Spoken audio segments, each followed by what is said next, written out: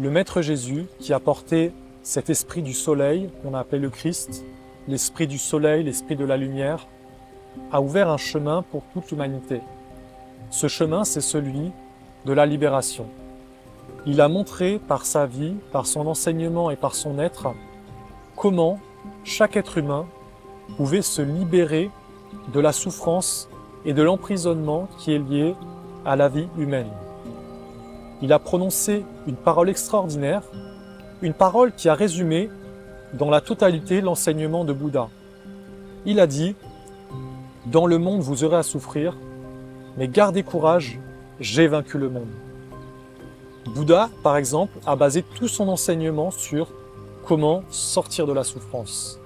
Jésus, en une parole, il a condensé tout l'enseignement du Bouddha et il l'a résumé.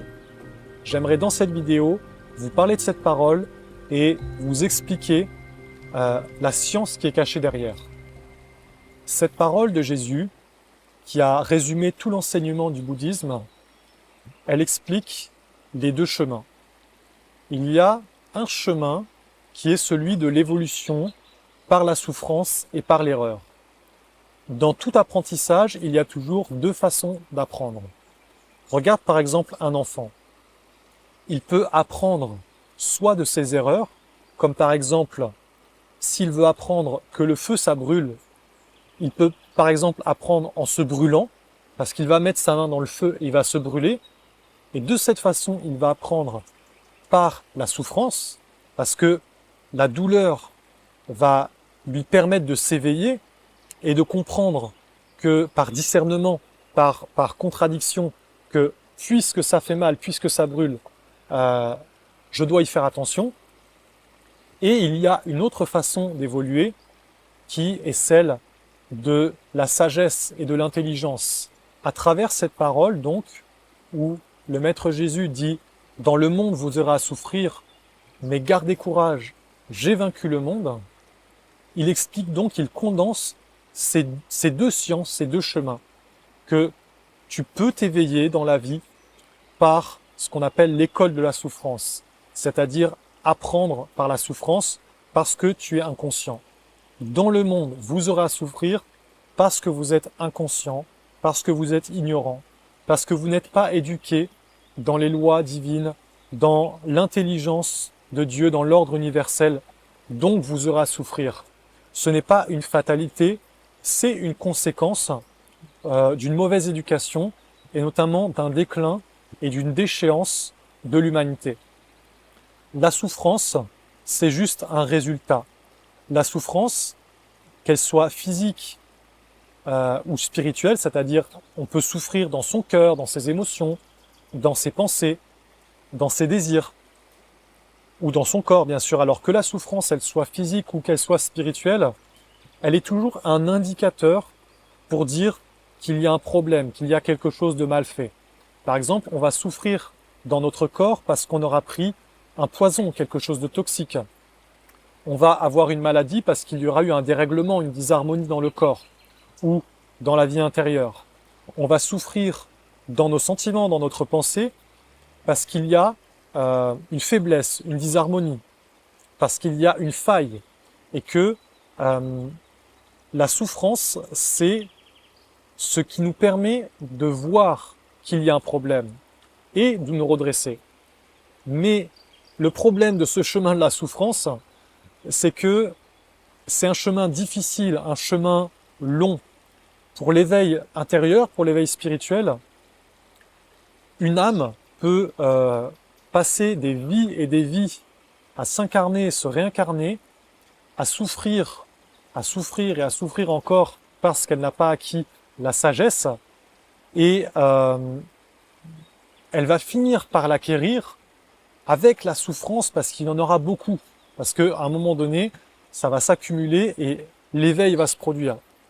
Mais c'est vraiment un chemin long, un chemin laborieux, un chemin qu'on ne veut pas forcément, qui n'est pas vraiment souhaitable. On aimerait autre chose. Et c'est ce que dit Jésus lorsqu'il dit « Gardez courage, j'ai vaincu le monde ». Ou lorsque le Bouddha dit « La souffrance, ça vient du fait de vouloir exister, de vouloir, de désirer des choses. Alors que ce qui permet de sortir de la souffrance, ce que nous dit Bouddha, qui est vraiment très proche du Christ, enfin, qui est exactement la même chose mais dit d'une façon différente, c'est de ne plus vouloir, c'est-à-dire d'avoir atteint le nirvana, c'est-à-dire de ne plus vouloir exister en tant qu'humain, mais de vouloir vivre pour le tout, pour la grandeur, pour la lumière. C'est ce que nous dit le Bouddha. Et c'est ce qu'a dit Jésus en disant « j'ai vaincu le monde ». C'est cet autre chemin, le chemin des initiés, le chemin des sages, le chemin des enfants de la lumière. Le chemin des enfants de la lumière, c'est de vaincre le monde, c'est-à-dire de reconnaître que le monde est une école et qu'il y a un ordre, il y a une sagesse et une intelligence. Et que lorsque tu vois que tout est sagesse, tu commences à rentrer dans l'étude des lois, dans l'étude de la sagesse, et tu appliques la loi de l'ordre divin. Et alors, quelque part, tu as vaincu le monde, tu vas vaincre le monde, on va dire la loi de la pesanteur, la loi de Satan, la loi de la matière qui va sans cesse te conduire à vivre comme un matérialiste. Tu vains le monde, tu gagnes sur cette loi de cause à effet, et toi-même tu deviens un créateur, toi-même tu deviens un être qui engendre ton existence, ta vie. Tu deviens un être sage, intelligent, et tu gagnes sur le monde, tu entres dans un état supérieur parce que tu sais qu'il y a un ordre, qu'il y a une loi, et que tu commences à l'appliquer, que tu commences à travailler sur toi pour devenir un être vertueux, un être bon.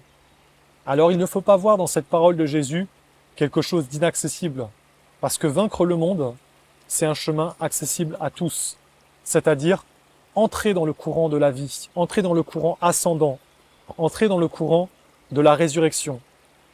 Jésus a dit « Je suis le chemin, la résurrection et la vie ». Mais il ne faut pas voir là quelque chose qui serait juste pour Jésus, mais en réalité c'est pour tout. Regardez une fleur ou un arbre au printemps, c'est la résurrection, c'est la vie.